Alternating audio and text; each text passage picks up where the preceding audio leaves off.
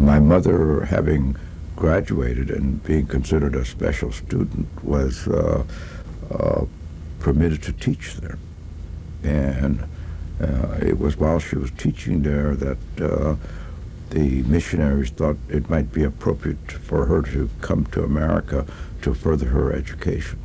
And she came to America essentially accompanied by the missionaries to attend the University of Chicago, not to be with my father.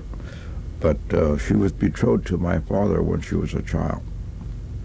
And of course, the marriage papers were all made out. So legally, she was married to my father, regardless of what physically she was never married to my father, but legally she was married to my.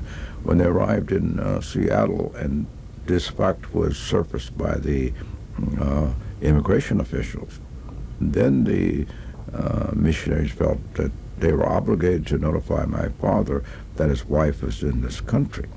And of course, my father, upon hearing that, was very delighted. He demanded his wife join him.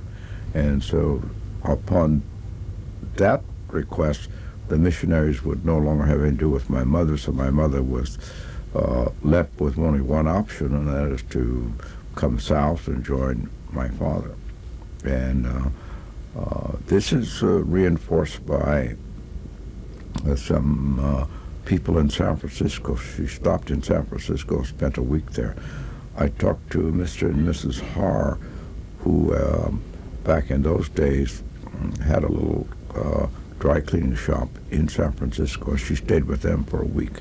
And Mrs. Har is the one that told me that my mother spent the whole week crying because she wanted to go to Chicago instead of going down to be married to a stranger. And she ended up in Orange County picking walnuts instead of going to school.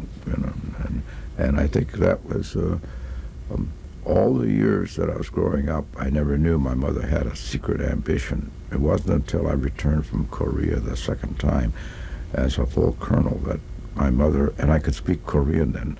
I can't now, but I studied Korean for 2 years in Korea, so I was fairly fluent in conversational Korea. And my mother made a rare exception. She, when I came in, she said, "I don't want you to go out with your friends and whatnot." She says, "You stay here and talk to me." She says, "You're the only child I have that I can converse in my native tongue."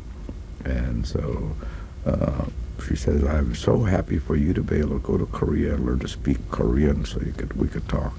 And so I spent a week talking to my mother. I learned a lot of things that I would have never learned otherwise, because for the first time she treated me as a friend rather than as a child.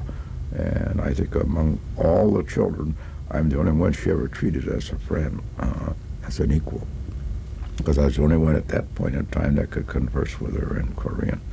And my mother, being very, very religious, never drank a Coca-Cola, never drank hard liquor, never drank anything but she limited herself to 1 cup of coffee, water, and milk, and tea. She never drank anything else.